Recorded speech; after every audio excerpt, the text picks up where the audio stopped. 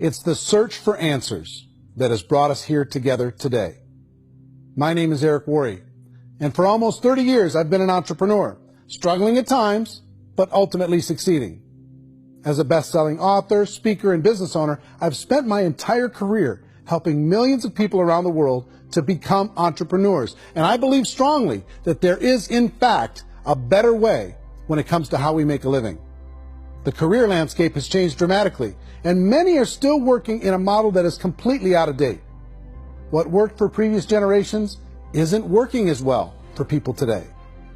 In this film, we're going to explore 3 important questions.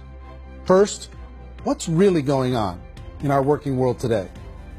Second, in this new economy, is it better to become an entrepreneur, or is it safer to work for someone else? And third, if a person decides to become an entrepreneur and start their own business, how can they do it without taking on massive risk?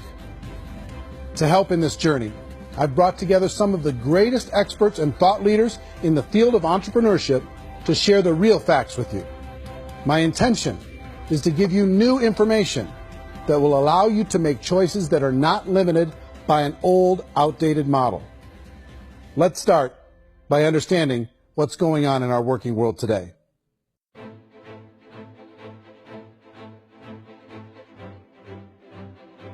Let's look at unemployment. 30–40% of the people are honestly not working, but would be working.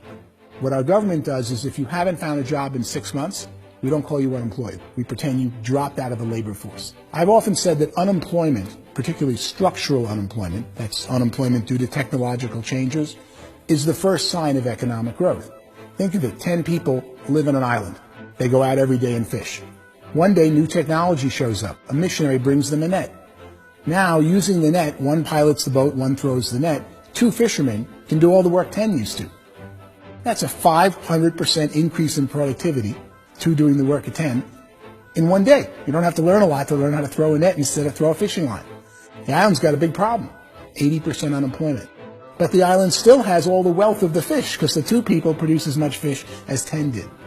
Now, of course, looking back in history, these changes used to take thousands of years. And during that time, we went into farming and transportation. Some of us became doctors and some teachers and lawyers, and we developed all these new professions and new manufacturing jobs.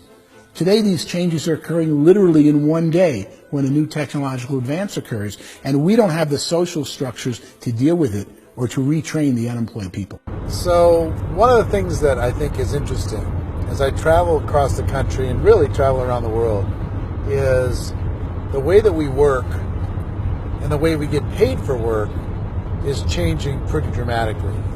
On a global basis, everything is being turned upside down because of the rapidly advancing technologies.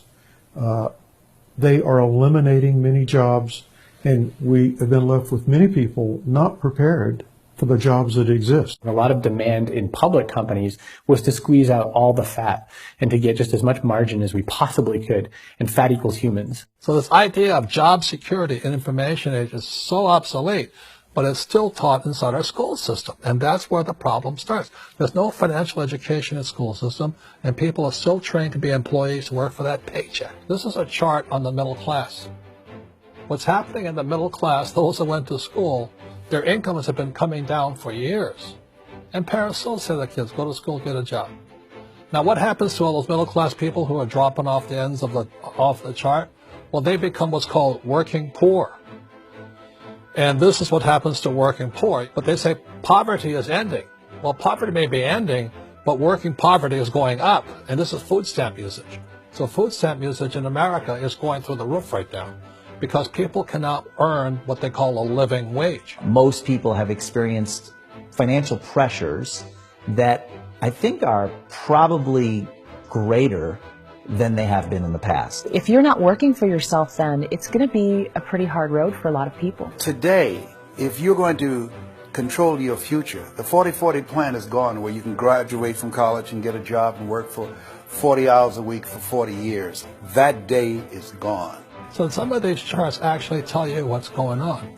And this is a really interesting one, you know. People are going back to school because if I go back to school, I'll get a nice job. But this is what's happening to, it's called Sallie Mae, which is the student loan guys. Student loan is going through the roof. It's now over $1 trillion, and student loan debt is worse than credit card debt. So when people stopped using credit card, the government got people into salary or student loan debt. And the problem with student loan debt is you can never be forgiven. See, with credit card debt, you can declare bankruptcy and then all's forgiven. But student loan debt, you can declare bankruptcy, you still owe it. It's the worst of all debt. But this is the next picture. Look at this chart here. This is what's happening to wages of college graduates. It's going down. So you go to college, you rack up all this debt, but you earn less money. Now, that's not that intelligent. Average person who's been working a lifetime in America today is ending their lifetime at 65 with about $41,000 in assets. They earned just enough to survive. I think in the United States we have something like 17 trillion in debt. That's just the federal government debt. We got another 2 in municipal and in other, let's call it almost 20 trillion government. We've got 40 trillion in private debt. That comes up to close to 60 trillion. When you then add something we never had before, what you were talking about, when we look at the unfunded portion of Social Security and primarily Medicare, Medicaid, that at the most conservative estimates from outside firms, Kleiner Perkins, 67 trillion and growing. That's more than all our other debt. There's less conservative estimates that say it's 84 trillion or higher. I added up conservatively $127 trillion in total debt. Debt is a financial drug. When you take it to excess, it's like taking a drug. Yeah, it makes you feel better, it enhances your performance, but at a huge cost, eventually it kills you. And so that's what happens. We keep doing more and more debt, and you get less and less results, just like a drug, until the debt gets so high that it crushes the whole system. That's where we're at, 8.2 times GDP. You know who I feel sorry for? I feel sorry for the person who dreads going to work, who is sick to their stomach on Monday morning, who hates their alarm clock, who gets a little glimmer of hope on a Wednesday because it's hump day and says, thank God it's Friday. And they live for those 2 days a week where they get to be themselves and they don't have to be around people they don't like, and they don't have to play the political game in the office, and they don't have to live this half life. The person that works 50 weeks a year just to be able to have the 2 weeks for vacation. And you know what happens to most of them nowadays? They don't have a vacation. They have a staycation. They have time off of work, but they don't get to go where they want to go because they're overextended. They've got all this debt. They got all this situation. They hate their alarm clock. They can't sleep until they're done. They have to spend most of their life in traffic. I feel sorry for that group of people because there's a better way. They just don't know it. I see this really interesting attempt at rugged individuality in a 6x8 rectangle, and I feel like you're all the same except for the little push pins of the pictures. There's different pictures. Yours is named Jenny and his is named Sujara, but it's the same people. And this is how they are, and they're just like the zombies, and there's no joy in there, there's no fun. There's always like the wacky woman who decorates her cubicle, and that's the most she can do there. You got to give her credits, right? The wacky cubicle woman. The basis for their life is worry. I'm worried, you know, maybe I'll get fired. I'm worried maybe my company will go out of business. I'm worried I can't keep spinning the plates on paying the bills. I'm worried about how do I send my kids to college. I'm worried, what if the transmission of my car breaks? That's, you know, 2 or 3, I can't fix it. People live in a sea of worry, and it eats at them. Those signs that people held up during the Depression didn't say looking for gainful employment in a cubicle. It said looking for work. Work is what we're looking for. Job is just a unit of measurement. Work is what we're going after. It's time to look in the mirror and say, it's not the economy, it's my economy. It's my little world of where I am. I need to improve. I'm not going to wait for the economy to come back because, frankly, the economy is doing great in this country. So I'm here on Wall Street, the financial center of the universe, the financial capital of the world. This is where most people's money goes to at least be held for a time, right? With interest rates in banks being effectively zero, and many experts are predicting it's going to stay at zero for the next 10, 20, even 30 years, people feel like they don't have any choice but to put their future into equities, to put their future into the hands of other people on this stock market, and hope that the stock market goes up, hope that the stocks that their advisors pick or that they pick goes up. That's one way to go, I guess. It's my personal belief that if you put your future into the hands of yourself, in other words, you have earning power by yourself, I think you're a better investment than these guys. I think you controlling your future is a better option than handing over your retirement to these guys. The average household income in the United States is approximately $50,000 a year, what they call the middle class. To reach the top 25% of income earners, you need to earn at least $90,000 a year.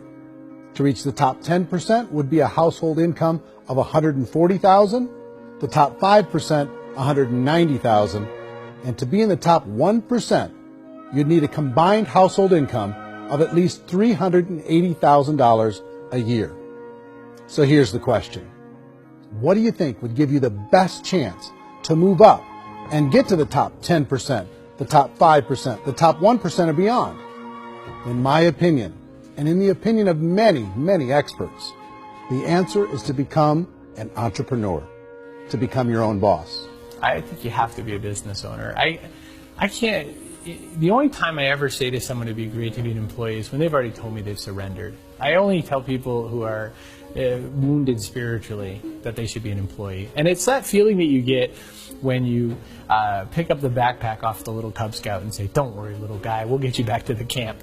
You know, it is in no way a kindness when I tell someone they'd be a great employee. The other status symbol really increasingly is lifestyle. People who can own their own business, maybe even work out of their house. That, I tell you, people admire that. Like, gosh, I wish I could do that. The spirit of the entrepreneur is to be a risk taker and to be resourceful and unstoppable and to have a vision of yourself beyond where you are and not willing to settle for life as it is. Think about the great entrepreneurs. They're visionary. They have heart. They're willing to do today what others won't so they can do tomorrow what others can't. Personally, I don't think of the new economy, the old economy. I create my own economy. The entrepreneur's in control. I decide what the economy is going to be like. In the world of entrepreneurship, there are no limits. You can make as much as you want, depending on how much you want to work and how smart you are and how great a team you put together. There's no more lifetime rewarding business than being an entrepreneur. Why in America, where anyone could be anything, would people want to give up their freedom and become effectively a modern-day slave, told shut up and be here every morning at 7:30, leave at 5:30, and do what I tell you? If people decide to become an entrepreneur and work for themselves, they have some traditional options, but they're riskier than you might think. Any kind of a retail business, retail build-outs, is extremely expensive. Even just these small little yogurt stores where they're putting little yogurt machines and you get all the different flavors, you're spending $200,000, $300,000, $400,000 to open a yogurt shop. I would love to buy a Dunkin' Donuts, but it's $500,000 or so to start. I don't quite have that just-in-case money. Risk you can lose it all, and most guys do 2 or 3 times, and even big guys like Branson, because I'm such a fan of his, half his companies don't work. If you make $1 million, your problems are going to go. If you make $1 billion, your problems are really going to go. Just the opposite. You and I know when you're making $1 million, you get $1 million responsibilities. You make $1 billion, you got 1,000 times $1 million responsibilities. And most people say, I'd love to be my own boss. 70% of Americans would love to be their own boss, according to recent polls. But they don't know how to get there. Because what are you going to do? One, you could buy an existing business. If somebody's selling an existing business, you have to ask why. Usually because it's probably hard. It's probably not making as much money as they hope. 2, they could buy a franchise. A little less risk, proven system, but it's expensive to be able to do that. 3, they could start something from scratch. And that's where a lot of people feel like, I don't have the chops to do it. I don't have the money. I don't have the product idea. I don't have the expertise. I don't have whatever it's going to take to be able to get there, and I can't risk my family to do it. So, 4th, they could become an investor. A lot of people in this town invest to try and figure out a way, but you got to be pretty smart with that game too, right? Venture capitalists, who are the very best and most sophisticated in investing in new breakthrough businesses, make it on 1 out of 11. That means 10 out of 11 are mediocre or fail. Most of them fail. That's the risk there. An angel investor is lucky to get 1 out of 15 or 20. A business is a team sport. Like, I have to have accountants, I have to have engineers, I have to have systems designers, I have to have sales, marketing, I have to have accounting, I have to have mission statements, I have to have legal and all that. The average Joe Schmo, even me, I go out there, I don't have the skills to put a business together. I think the bottom line for the 4 traditional options is they take money, sometimes a lot of it. They take expertise, and they take time. All of that adds up to just too much risk for most people. I bought a business from somebody else, and it was a lot of work. And you start wondering, what did I just buy? Because I guess ultimately I own your email list, and I just overpaid for it. People that start their own business, they spend a lot of money, they spend a lot of time, a lot of effort to get things started. And the more you invest on the upfront, the harder you typically work at it. I can tell you what the success rate is in a restaurant. What is it? They're crazy enough. About 90% of them fail. About 90%. In how quickly? Year less. Wow. And if we're talking non-franchise, we're talking franchise, Sure. That's totally different. Yeah. But our students aren't getting franchise reps. You gotta invest the big money. Exactly. And with someone like McDonald's, you've had to work with the company for a long period of time, really know the Even have a chance of investing $1 million. have a chance, and it's a slim chance. What if there was a way that you had all the proven aspects, the comfort aspects, and you could still control your own life? What if there was both? In other words, you didn't have to create everything from scratch. You didn't have to be a super leader. All you had to do, what if there was a proven product already? You didn't have to create the product. And there's a proven system already, proven training already. Everything except an employer. That was the only thing that you didn't have. Do you think more people would be open to working for themselves in that environment?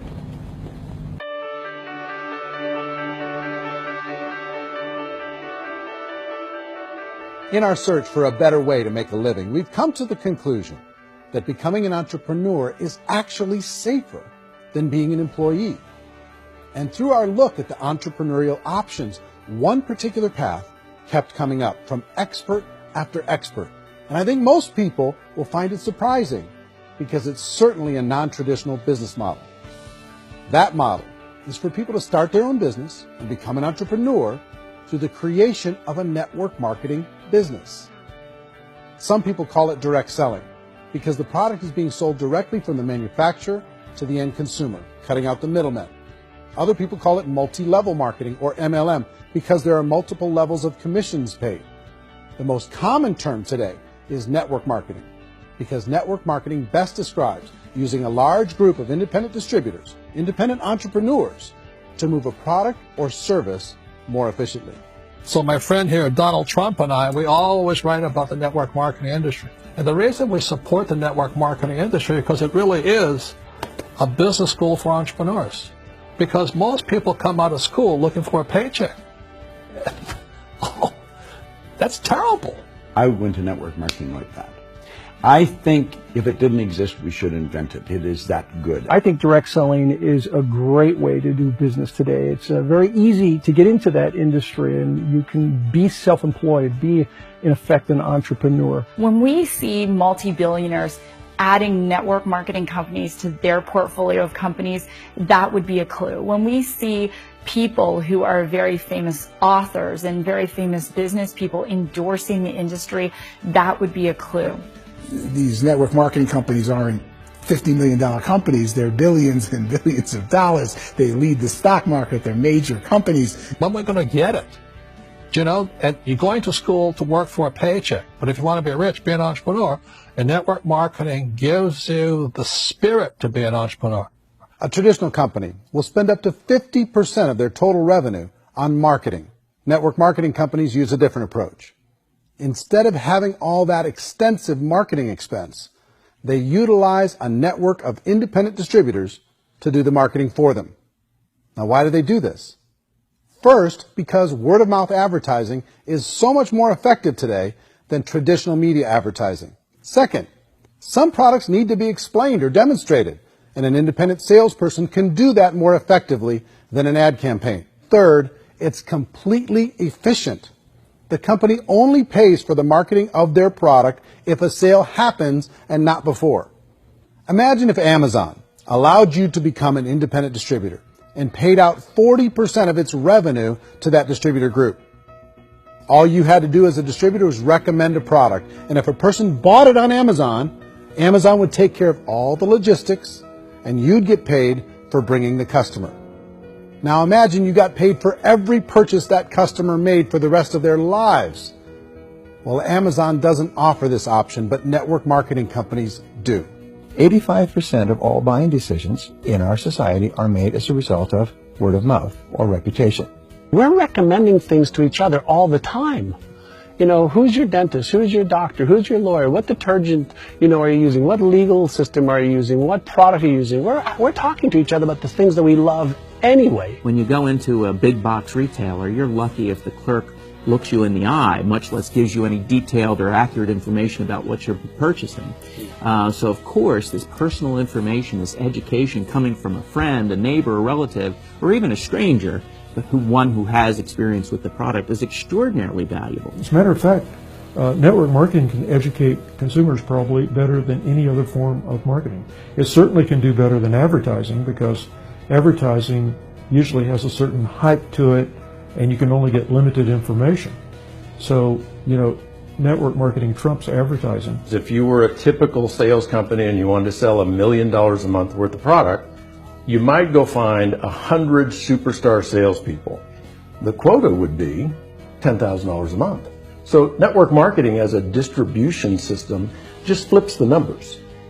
So we use 10,000 happy, raving fans of a particular product, and we don't concern ourselves so much with how much product each one of them individually sells. If they sell just $100 or $200 a month, and there's 10,000 of them, you're selling $1 million to $2 million a month worth of product. And that's the best way I can explain how network marketing works. This is the marketing arm of the company. There's not money being wasted on bricks and mortar. There's not money being wasted on inventory that's sitting stagnant somewhere. There's not of employees standing around that don't have customers.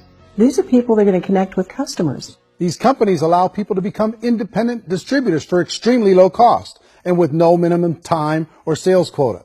Essentially, they own their own business and can provide as much or as little sales as they choose. In other words, the distributor gets all the benefits of traditional business ownership without the risk. The advantage of network marketing is the ease of entry, the low risk, and the low startup cost, because almost everything else has very high risk. You can get in for a minimal investment. You're buying into a system that's already been proven, products or services that have been proven to work. The keys to network marketing is providing an opportunity for the masses to get involved, providing an opportunity for the average person who doesn't have the resources to start their own business. All of this so far is fairly straightforward, but network marketing offers another benefit, and it's this benefit that makes it so interesting for entrepreneurs.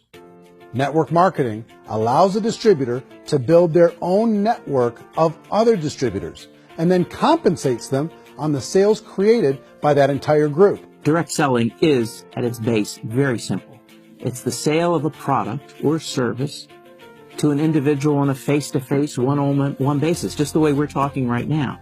But there's an important element as well, and that's the offering in conjunction with that sale of product, the offering of an opportunity for someone to make something of themselves. No matter what your social status is, no matter what language that you speak, I mean, look how many unbelievable people are becoming successful to speak every kind of language out there. What an awesome gift to give the world. Instead of having to work your way up in a system and prove that you could be a sales manager, they just decided everybody can be a sales manager.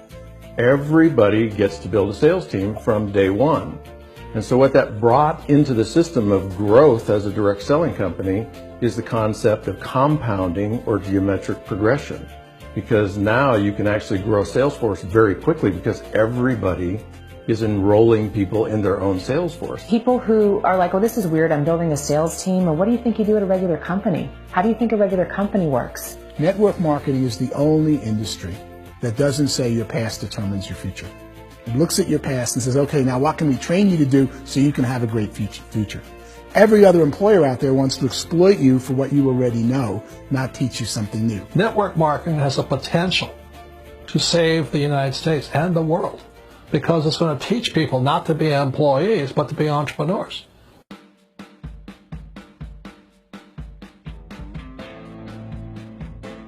According to the Direct Selling Association, if you add up all the network marketing companies around the world, they combine to do over $178 billion a year in retail sales.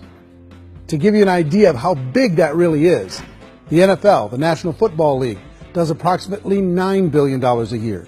The music industry does a little more than $16 billion a year, and the movie industry does about $80 billion a year. Using a conservative average, network marketing companies pay their distributors about 40% of that $178 billion in the form of commissions, which adds up to more than $71 billion a year. That's almost $6 billion a month. It's almost $200 million in commissions every single day. So it's certainly working, and people are making serious money in network marketing. With the growth of the direct selling industry over the last 10, 15, 20 years, we've seen a broader understanding of the channel. We have seen more and more people getting involved in the business, so our penetration in the marketplace has increased, and thus the understanding in the marketplace of who we are has increased. And we've seen non-direct selling companies look at the direct selling model and say, something's going on there. People are making money.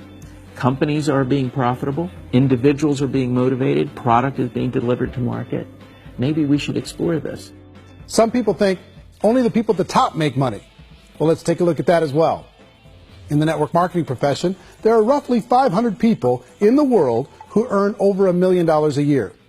If you round that number up to $2 million a year, that adds up to about $1 billion a year. That takes the $71 billion paid out each year down to $70 billion. So where does the rest of the money go? The vast majority goes to part-time people making anywhere from a few $100s a month to many thousands of dollars a month. It goes to people who choose to make it a full-time career move and earning even more than that. Every day, people are using the money they earn through network marketing to pay off debt, have more fun, and improve the quality of their lives. Everyone I know in network marketing has been doing that since the 50s. They go to work when they want to go to work. They stop working when they want to take time with their children to have a leisurely breakfast and discuss issues and drive them to school. They go back to work when they get home, wherever they're working out of. The biggest thing that I've seen is people that have become much happier in their life. MLM has probably made more millionaires of more people in more countries, and I've spoken to them in 67 countries than any other single form of business, starting from nothing. If they have a choice between working a job for the next 10 years or working a network marketing business for the next 10 years, the result of working the network marketing business will be better. A lot of people within the industry go on and make this a career and do extremely well at it. Network marketing has been nothing but good for everyone I know that's been involved with it because they did it seriously and they played full out and they've been very successful. It's been a constant barrage of success stories and people showing off stuff they got as a result of it. How many people are involved? Approximately 16 million Americans and 96 million people around the world are currently participating in network marketing. And in a recent poll, 82% of those people report a good, very good, or excellent experience with network marketing. So people are happy.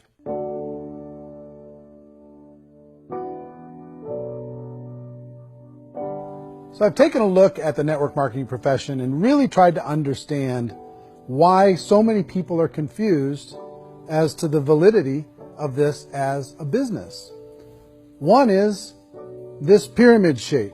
People get really messed up with this pyramid. Oh, it's one of those pyramid things. So I just think there are a lot of haters out there who really don't understand the industry and say, oh, it's a get-rich-quick scheme. It's a pyramid. Well, corporate America is a pyramid scheme. You know what I mean? It goes like this. You have thousands of MBAs, let's say working for Ford or General Motors or Coca-Cola. If all these MBAs are all trying to get to here, that's a pyramid. Only one guy's going to make it. Every 10 years, one's going to make it. Whereas you look at network marketing, it's like this.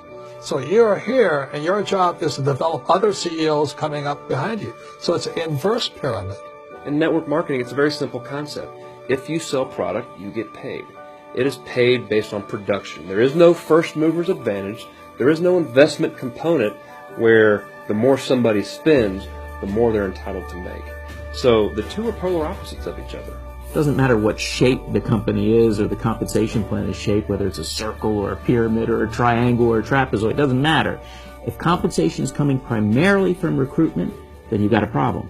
On the other hand, if an operation is basing their compensation to participants on the basis of sales, even when those sales are generated by people you've recruited, well, then you're a perfectly legitimate enterprise. That's the legal test, it's the practical test. Another issue that's been true in the past that is no longer true now is people used to be in network marketing loaded up with products that they couldn't sell, and they ended up a loser. They ended up with a bunch of product in their garage, they ended up with a bunch of products sitting in their kitchen shelves or whatever, and they thought they could sell it, and then they weren't willing to or able to sell it, and they ended up with a bunch of stuff, and they were bitter about it. There was this thing called front loading where you had to buy, like, well, if you bought $25,000 worth of product, you got better commissions and all this.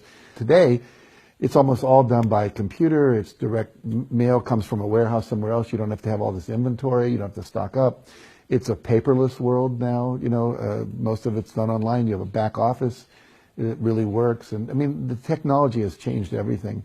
Third issue is people start talking about 99% of people in network marketing don't make any money. Well, we've talked about that over the course of this journey together. Almost $200 million a day is being paid out to network marketing distributors around the world. The naysayers, the people who say that it doesn't work, are usually the ones who just don't know how to make it work for themselves. And so they're giving you an opinion, and I tell people, don't confuse people's opinions with expertise, because opinions are free. And don't confuse sincerity with the truth, because people could be sincerely wrong. But here's the reality inside of network marketing. The vast majority of people that get involved in network marketing just become customers, and they get involved to be able to purchase product at a lower price. If you take Costco as an example, if a person goes into Costco and gets a membership to Costco so they can get a lower price on the product, we don't call that person a loser because they have a bunch of product that they walked out with a smile on their face. Yet when some people want to take a look at network marketing, they say, well, those people, they're just using the product and they aren't earning an income, so they must be a loser. They're not a loser, they're a happy customer. That's the vast majority of people that are involved in network marketing. Now, a smaller percentage of those people decide to go build a business. They earn $300 a month, $500 a month, $1,000, $2,000. That's the bulk of earnings in network marketing. And then there's the few that really decide to take it serious, really decide to build a large network, really work to make that network very, very productive. And those people make huge amounts of money, and there's no cap. What I do as an outside economist, just somebody looking at this industry like any other industry I speak in, and say, look, what's the realities of this? 1% do incredibly well. 10% generate some additional income at pretty low risk and effort. That's fine. And 90% of people roughly end up customers. One thing that I think is real when it comes to people's perceptions about network marketing is people put this, and distributors, I think, involved in network marketing have some responsibility for this. They have sometimes unrealistic claims about the product or about the income. Most people who become distributors, they want the money, they want to be successful, but they don't have the skills. They don't know what to do. And when people don't know what to do and they're in a new business, they're scared. And when they're scared, panic and desperation kind of sets in. So they think everyone they talk to has to get in. So if I talk to you and you say, well, no, I don't have time to do that, they're like, no, I need you. You have to do this or I won't be successful. So I start clawing on you. I start that desperation. So then I start making claims about the product, which are not appropriate, probably not even true. Or I start saying, oh, let me show you how you can make all this money and you don't have to do anything, Eric. And so you just totally misrepresent the opportunity, and you're clingy with people because you think you need everybody to be successful. and you don't. You know, one of the messages that I try to deliver most forcefully to companies as well as salespeople in direct selling is that you don't have to overpromise. The reality is in network marketing, there's a lot of hard work involved. There's a lot of effort. You're going to have to develop yourself. It's a business like anything else. It's going to take some time, but in my opinion, it's better.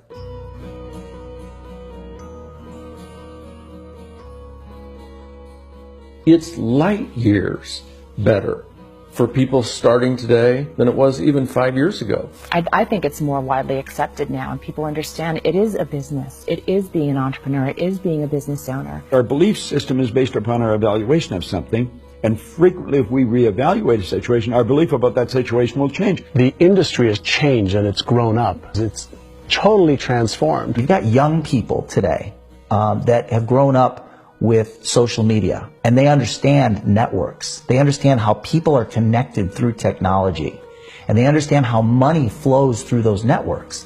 So when they see network marketing, they don't see it the way their parents saw it. And we've all learned, the larger industry that you represent, has all learned from those mistakes and flaws and errors that have happened early on. Early algorithms didn't work the right way. That's all fixed. It's like when they design a computer program, they design the program, then they run it, and then they go back through and they debug it. The MLM industry has been debugged. This is the day of being virtual, being able to run a business from your mobile phone. I mean, it's incredible. Companies are getting smarter. They're implementing more consumer protections. They're implementing more compliance training. They're doing more with respect to product research. If you do get involved and you make purchases of inventory, even on a voluntary basis, if you decide that this business is not for you, you can leave and have that inventory repurchased by the company. There's no other business that offers that kind of protection on a voluntary, self-regulatory basis.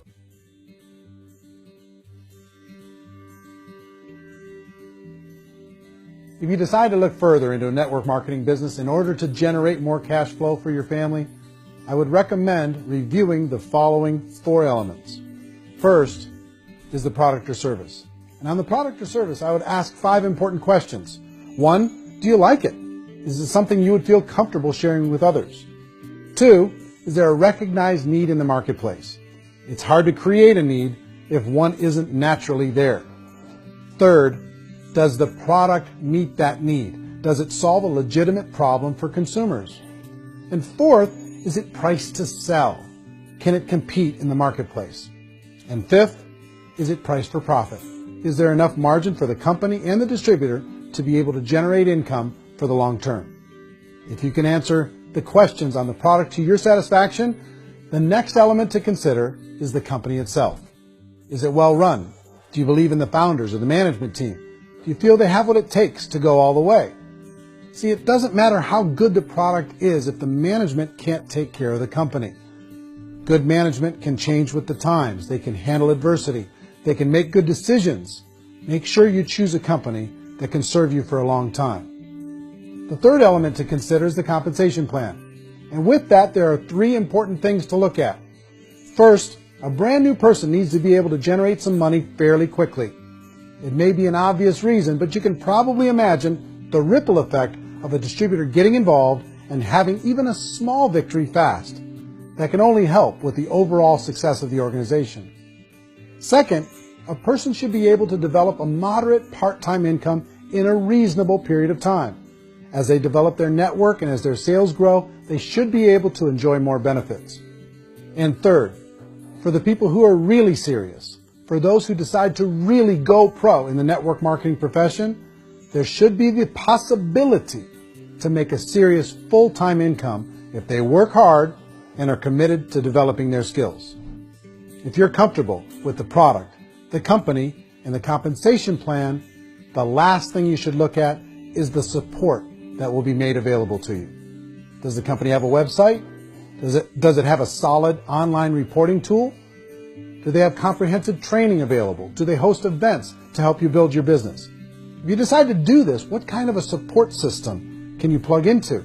Choosing a network marketing company is a personal decision. But evaluating the 4 elements of product, company, compensation plan, and support is a great place to start. Is the company promising that you're going to get rich quick or that you can make a lot of money without a lot of effort? That's a red flag. Is there a product that you really believe in that you think can be sold?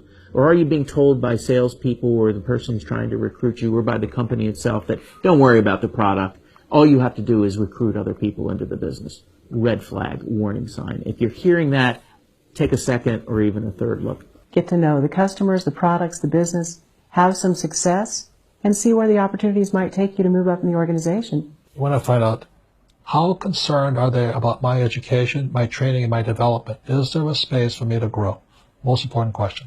Learn everything that you can about the product. Make sure it's something that you believe in, and learn everything you can about the industry and work that system. You have to be very passionate about whatever that company is doing. I would get involved. You can always test drive anything, you know, the product, the service, the community, and then lean into it a bit. If it feels good, then lean into it a lot. Behind me is the Lincoln Memorial. And this is a place where Martin Luther King Jr. had his famous I Have a Dream speech. And at that speech, he talked about his dream for equality for everyone around the world. And that's a noble dream. But I think more people need to remember what it was like when they were kids and the dream was still alive in them. Before it got beaten out of them by reality, by this paycheck, by these responsibilities, and by having to live for this job to pay the bills. I think people need to remember that, go back to that. Once they know that there's a better way, I think their future is going to be much brighter. They can live a better life.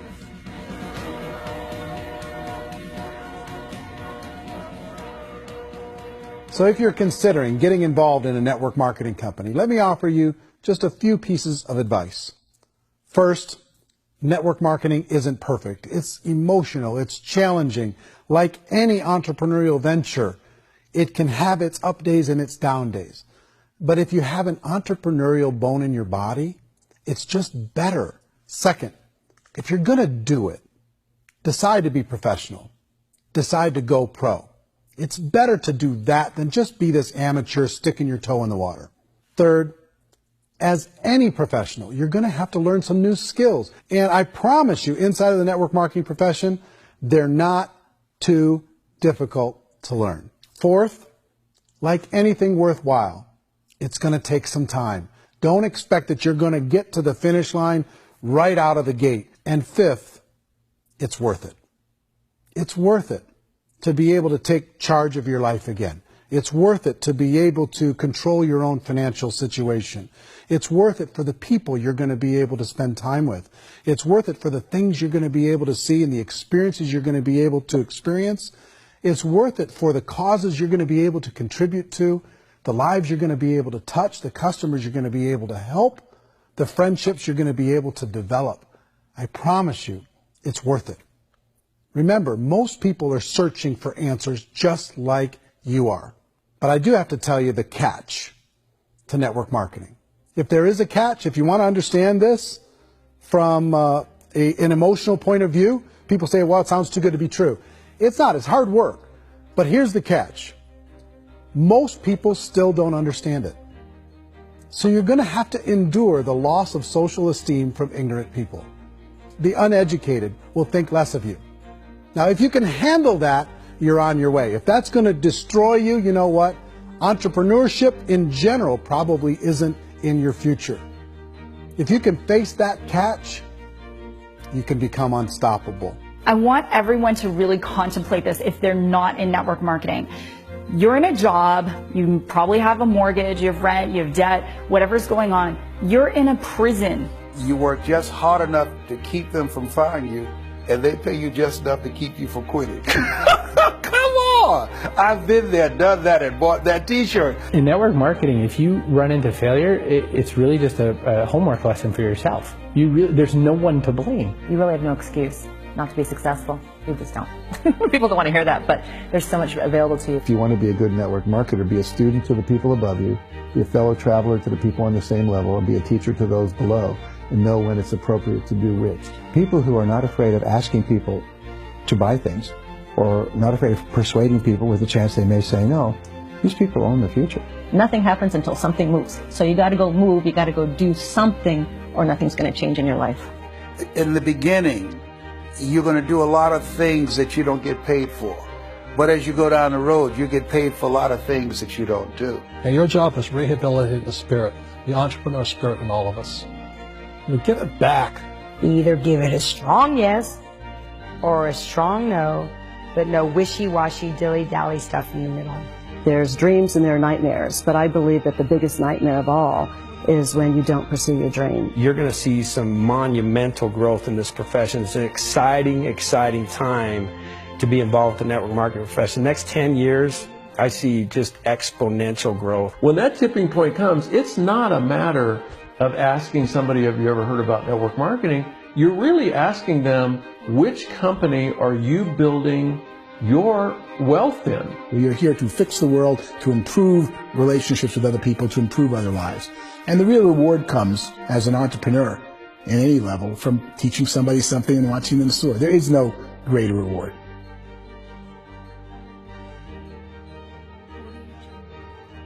Life's too short to spend it living someone else's dream instead of your own. It's too short to spend it living at a fraction of your potential. Can being an entrepreneur be a challenge at times? Sure.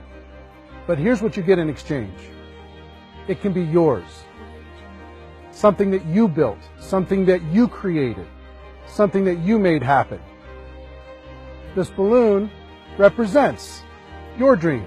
It represents entrepreneurship. My wish for all of you is that you would reach out and grab it. The choice is up to you.